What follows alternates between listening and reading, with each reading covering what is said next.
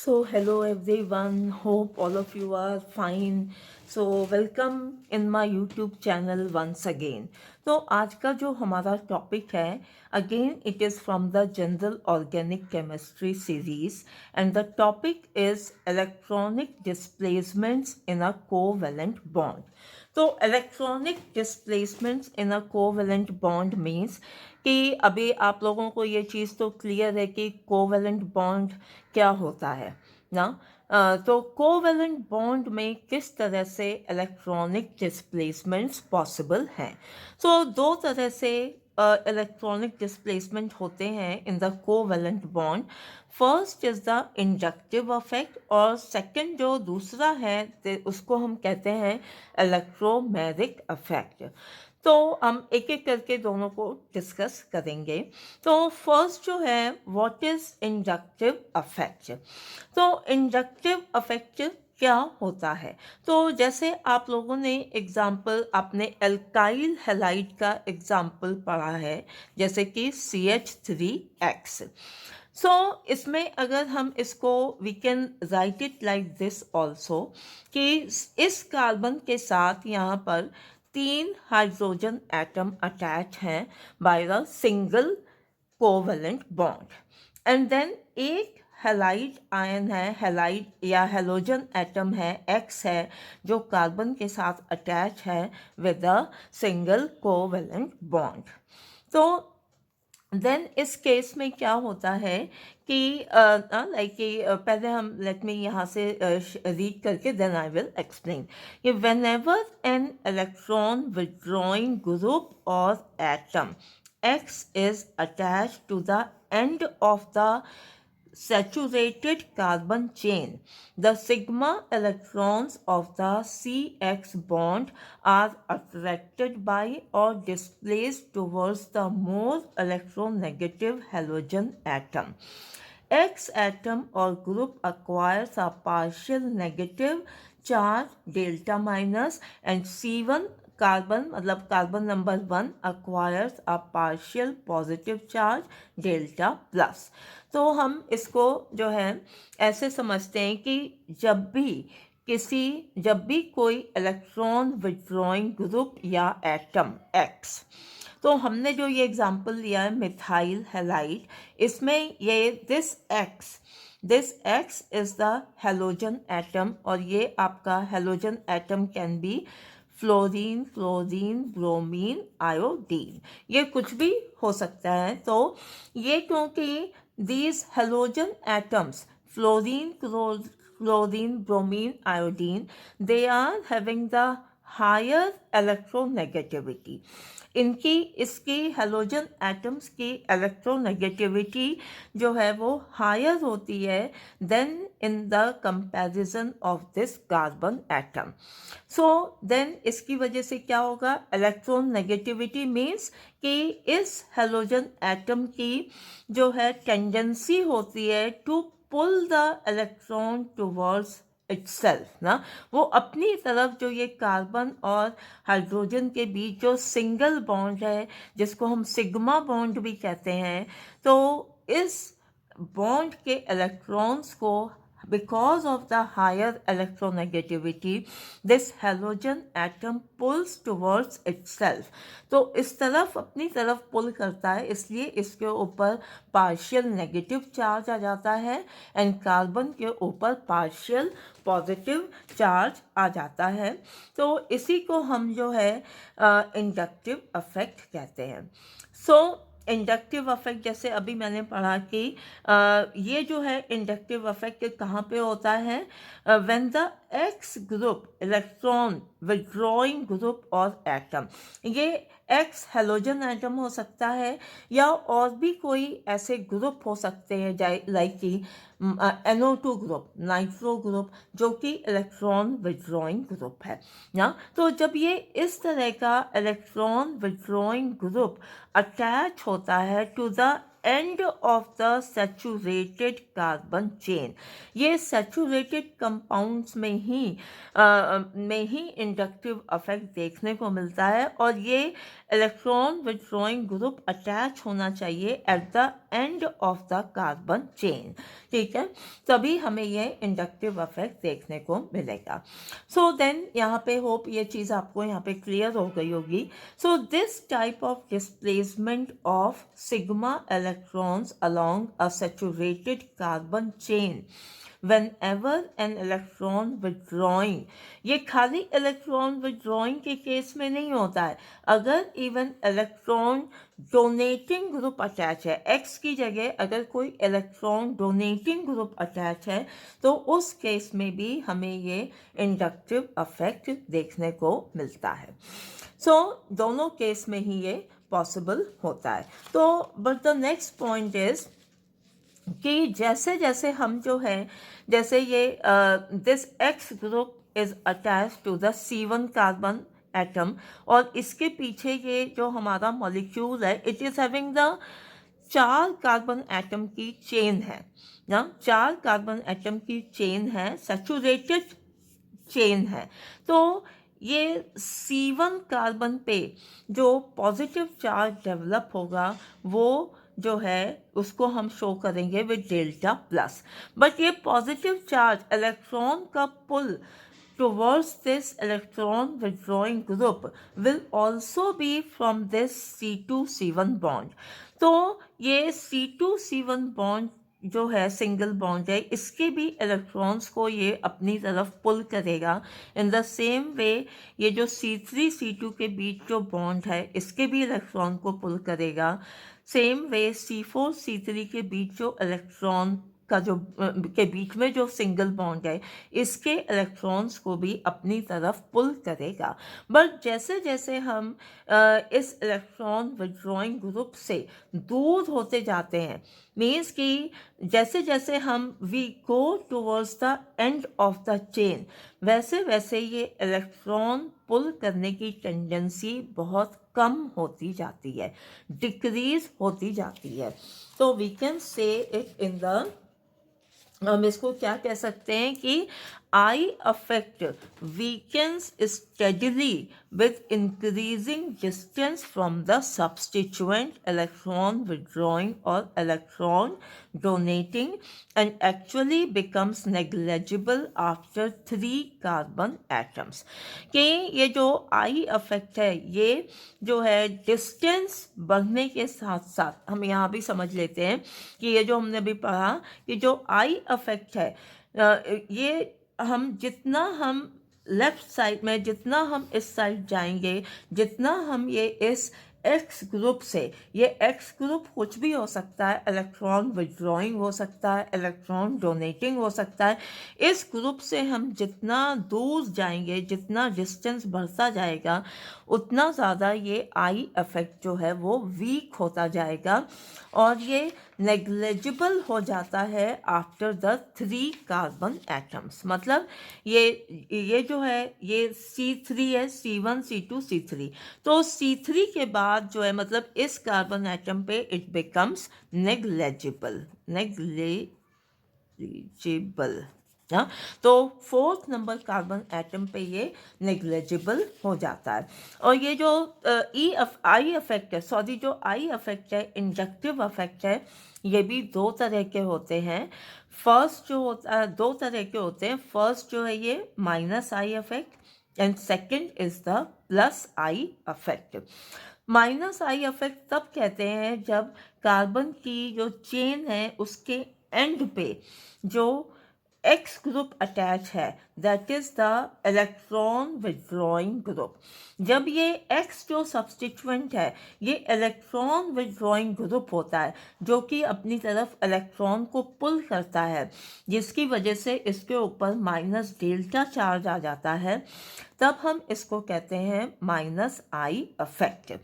जैसे यहाँ पे एक सीरीज आई हैव शोन कि इसमें जो है ये सारे इलेक्ट्रॉन विथड्रॉइंग ग्रुप हैं जो कि इलेक्ट्रॉन को अपनी तरफ पुल करते हैं।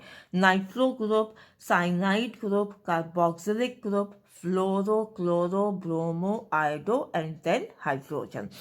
So in the decreasing order of their electron withdrawing tendency I have written here. तो जब हम लेफ्ट से राइट जाते हैं तो इनकी इलेक्ट्रॉन विड्रॉइंग टेंडेंसी कम होती जाती है. Hope this is clear. तो देन नेक्स्ट जो होता है हमारा प्लस आई इफेक्ट होता है. प्लस आई इफेक्ट मतलब कि जो हमारा कार्बन चेन के एंड में जो ग्रुप अटैच है, यहाँ पर जैसे CH3 ग्रुप अटैच है and of the carbon chain, तो ये जो है आपका इलेक्ट्रॉन डोनेटिंग ग्रुप है जो कि इलेक्ट्रॉन को डोनेट कर रहा है. मतलब जो इस फर्स्ट कार्बन, ये जो हमारा कार्बन है इस ग्रुप CH3 के साथ अटैच है, तो इसके बीच में जो हमारा सिग्मा बॉन्ड है, इसमें because this methyl group is the electron donating group, तो इलेक्ट्रॉन को हम ऐसे मूवमेंट, डिस्प्लेसमेंट ऑफ इलेक्ट्रॉन को हम ऐसे शो करेंगे. ये इलेक्ट्रॉन डोनेटिंग ग्रुप है, इसलिए इसके ऊपर जो है plus delta charge will come. And here इस कार्बन पे माइनस डेल्टा. एंड जैसे जैसे हम डिस्टेंस इंक्रीज होता जाएगा from this electron donating group, वैसे वैसे जो है हमारा यहाँ पर इंडक्टिव इफेक्ट जो है वो वीक पड़ता जाएगा. उतना जो है इलेक्ट्रॉन का मतलब इलेक्ट्रॉन का जो ये डोनेशन है उतना कम होता जाएगा. And it will become negligible after the third carbon atom. So ये CH3 group is the electron donating group. और इस तरह से हमने ये एक जो है like I have written the various electron donating group. Like ये फर्स्ट जो है हमारा CH3 थ्राइस C.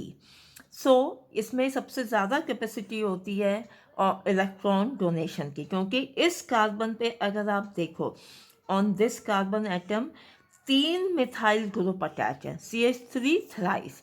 तो तीनों मिथाइल, अगर हम इसको ऐसे लिखें कि ये हमारा ये वाला कार्बन है और इसके ऊपर हमारे CH3 थ्राइस है, 3 मिथाइल ग्रुप अटैच हैं.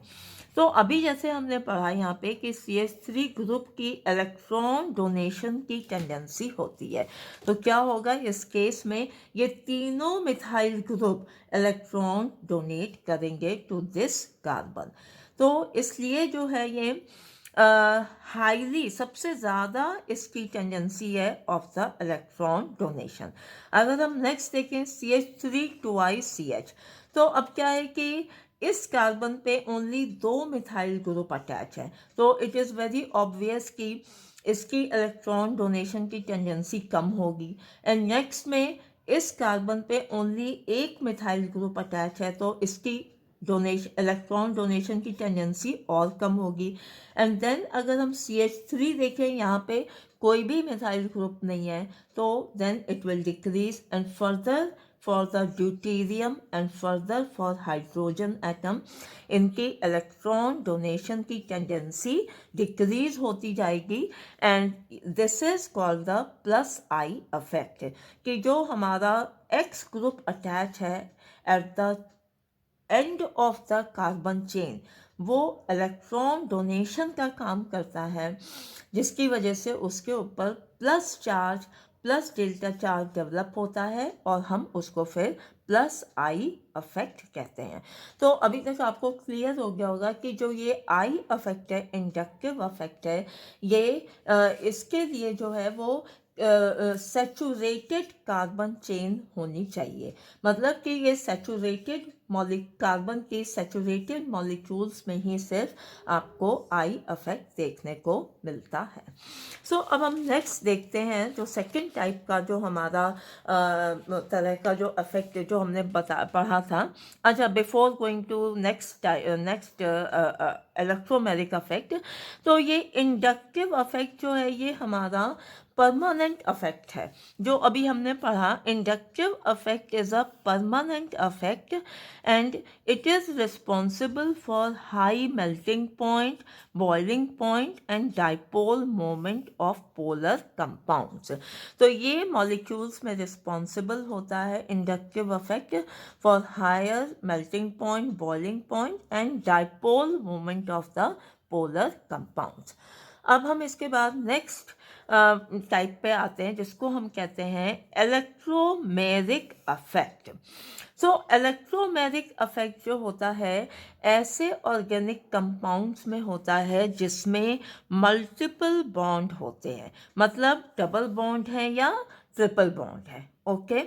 उसमें ये इलेक्ट्रोमेरिक अफेक्ट देखने को मिलता है और ये जो है टेम्पररी अफेक्ट होता है ना, और ये तभी होता है जब रिएजेंट प्रेजेंट होता है ना। तो हम कह सकते हैं कि electromeric effect is a temporary effect and it takes place only in the presence of reagent. So ये बहुत इंपॉर्टेंट पॉइंट है कि ये रिएजेंट के प्रेजेंस में ही कोई organic compound electromeric affect show करेगा।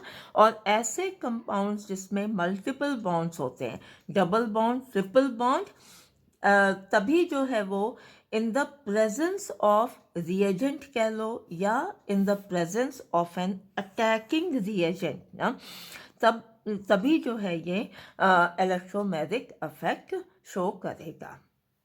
तो हम इसका एक जनरल वे में एग्जांपल देख लेते हैं। ये हमारा we can see this is the ketone, ठीक है, कीटोन है, हमने ऐसे लिख लिया है।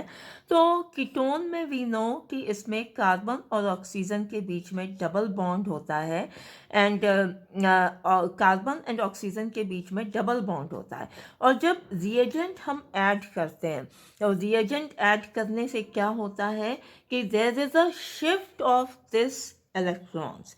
जो कार्बन ऑक्सीजन का डबल बॉन्ड है उसका शिफ्ट इस तरह से होता है टुवर्ड्स द ऑक्सीजन एटम, क्योंकि ऑक्सीजन की electronegativity is high in comparison to carbon. तो होगा क्या कि जैसे ही हमने कीटोन पे कोई भी कीटोन लिया, उसमें रिएजेंट ऐड किया, ये डबल बॉन्ड कार्बन ऑक्सीजन का डबल बॉन्ड ब्रेक होगा एंड इलेक्ट्रॉन्स का शिफ्ट होगा। ऑक्सीजन पे नेगेटिव चार्ज आएगा एंड कार्बन पे पॉजिटिव चार्ज आएगा। और इसमें जो है जैसे ही, लेकिन ये रिएजेंट ऐड करने पे होगा, लेकिन जैसे ही हम रिएजेंट को रिमूव करते हैं again this will go back to the ketone. So ये रिवर्सिबल होता है ये चेंज, और ये सिर्फ जो है रिएजेंट के प्रेजेंस में ही होता है। सो इलेक्ट्रोमेरिक अफेक्ट भी दो तरह का होता है, plus E affect and minus E affect. So plus E affect क्या होता है कि if the electrons of the pi bond are transferred to that atom of double bond to which the reagent gets finally attached, the effect is called the plus E effect। मतलब इसको simple way में हम ऐसे समझ सकते हैं कि वो तो अभी हमने पढ़ाई कि जैसे ही हम इसके ऊपर अटैकिंग रिएजेंट आएगा तभी जो है ये इलेक्ट्रोमेरिक अफेक्ट शो करेगा। तो इन केस कि जब जो है रिएजेंट हमने ऐड किया, ठीक है, और हमने ये लिया कि कोई कंपाउंड है, एल्कीन है बेसिकली, ये जो है प्लस ई अफेक्ट होता है का जो एग्जांपल है addition of acid to the alkene, ठीक है, ये इसका एग्जांपल है प्लस ई का। तो ये हमने जो है एल्कीन मॉलिक्यूल लिया कोई, तो एल्कीन में हमें पता है कि दो कार्बन के बीच में डबल बॉन्ड होगा, तो ये डबल बॉन्ड है। और जैसे ही हमने इसके ऊपर रिएजेंट ऐड किया एसिड, जो कि एसिड है, तो एसिड ऐड किया तो it will form H plus and X minus, ठीक है, एसिड डिसोशिएट होके H plus and X minus बनाया। तो इसमें जो अटैकिंग रिएजेंट है this is the H plus. तो H प्लस जो है H प्लस के एसिड के प्रेजेंस में bond double bond will break and electrons will shift. तो जब इलेक्ट्रॉन शिफ्ट होंगे तो एक कार्बन पे पॉजिटिव चार्ज आएगा और यहाँ पे इस पे नेगेटिव चार्ज आएगा। तो इस केस में प्लस ई इफेक्ट में जो इलेक्ट्रोफाइल है वो जो है डबल बॉन्ड के ब्रेक होने पे जहाँ पर जिस कार्बन पे नेगेटिव चार्ज है उस पे जा कर के अटैच हो रहा है ना, तब हम इसको प्लस ई इफेक्ट कहते हैं ना। जैसे पाई, if the electrons of pi bond are transferred to that atom of double bond to which the reagent gets finally attached, मतलब कि ये जो reagent है वो उस कार्बन एटम पे अटैच हो रहा है फाइनली, जिसके ऊपर जो है नेगेटिव चार्ज आ रहा है, तब हम इसको प्लस ई इफेक्ट कहेंगे। और इसका एग्जाम्पल जैसे हमने देखा addition of acid to alkene. So दूसरा जो होता है उसको हम कहते हैं माइनस ई इफेक्ट। तो माइनस ई इफेक्ट में वो इसका, अभी जो हमने प्लस ई इफेक्ट पढ़ा है इसका ऑपोजिट होता है। सो इसमें जो हम एग्जाम्पल देख रहे हैं, जैसे कि इसमें हमने ये कीटोन ले लिया है, कीटोन का एक मॉलिक्यूल हमने लिया है। So ketone C double bond O, ये कीटोन मॉलिक्यूल है। इस पर जब addition of cyanide ion Cn minus to the carbonyl group, ठीक है, कीटोन हो सकता है या कोई भी carbonyl, any compound having the carbonyl group, इसके ऊपर जब साइनाइड आयन का एडिशन होता है तो in the presence of reagent electrons will shift. ये हमारा C double bond O break होगा एंड इस कार्बन के ऊपर प्लस चार्ज एंड ऑक्सीजन के ऊपर नेगेटिव चार्ज आएगा, ठीक है। और ये जब रिएजेंट जाके अटैच होता है with the carbon which is having the positive charge, which is having the like कि जिसके ऊपर प्लस चार्ज है, तब हम इसको माइनस ई इफेक्ट कहते हैं। तो if the electrons of the double bond are transferred to an atom of the double bond other than the one to which the reagent gets finally attached, yeah? So अगर ये reagent जाके ऐसे carbon पे attach होता है, like कि ऐसे carbon पे अटैच होता है जिसके ऊपर पॉजिटिव चार्ज होता है, तब हम इसको माइनस ई इफेक्ट कहते हैं। Okay, so thank you so much. So hope I was able to explain about both these effects, inductive and the electromagnetic effect, in the simple way. So thank you so much.